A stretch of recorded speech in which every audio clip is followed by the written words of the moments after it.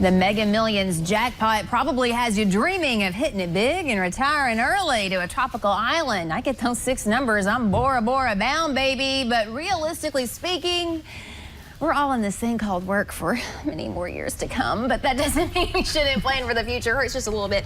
We will retire one day. Jeannie Fisher is a certified financial planner. She's also a 401k advisor with Argy. So we are approaching open enrollment season. Good time to address your retirement plan.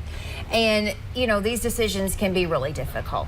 They can seem difficult. Right. It seems like you get a ton of information, a ton of data that you really don't care to read and probably don't understand most of it. Is it now or never? Is it like we have to do this now, only once a year? That's a common misconception because health insurance typically has a one-time enrollment.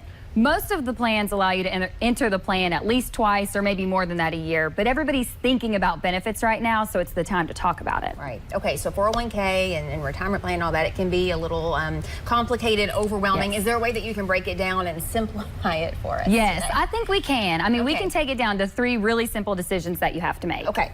What would be the first one? So the first one is, how much do I want to save? And the answer to that is always going to be the more the better. But there's really 2 things you should consider. And the first is, does your company offer an employer match? Now that match in your 401k or your 403b, that's free money. And it's typically worded as, you know, we will match dollar for dollar up to 3%. Which means if you contribute 3%, your company will put 3% in on your behalf. Now, that is free money. So at the bare minimum, that is how much you should be saving. So do you think 3% is enough? Oh, no. No. You were going to say it was. Yeah, 3% is not enough. So you really want to be thinking about time. How much time do you have to save before you retire? The younger you are, you could probably err, you know, on the lower amount. But if you're only 15, 10, 5 years from retirement, you really want to increase that savings. And a good starter goal is 10%. 10%? Yes. Okay. Now, taxes. You say actually you can help decide how much your retirement savings are taxed. Is that right? I wish you could decide how much. You can decide how it's taxed. How it's taxed. So that makes more sense. Yeah, I mean, this is relatively new. Loophole for Uncle Sam. Relatively new. Most people don't realize, but 2/3 of all 401k plans actually have a Roth or a post-tax option. So you can decide if you want to pay your taxes today or if you want to pay your taxes tomorrow. So you say you have like it's kind of a simple rule of thumb here when it comes to post-taxes versus pre-tax. Yes. Yes. So this is the decision you have to make. Yeah.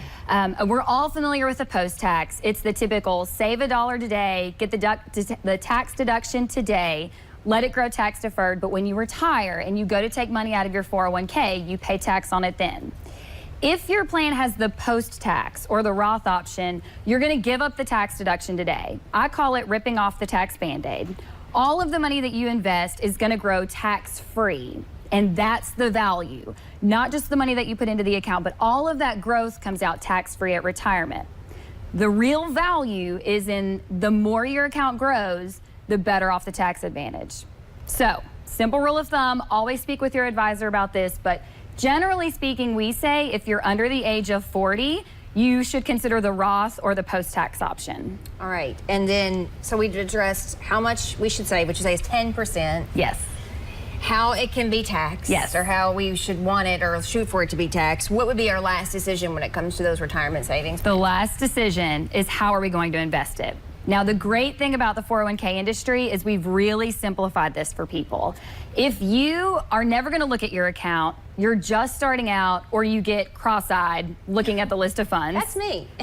Which is a lot of people out there. Okay. Right. I mean, if it overwhelms you, your plan should have what's called a default option. And that default fund will be based on your age. And a lot of the times you'll see a year after it, like 2035.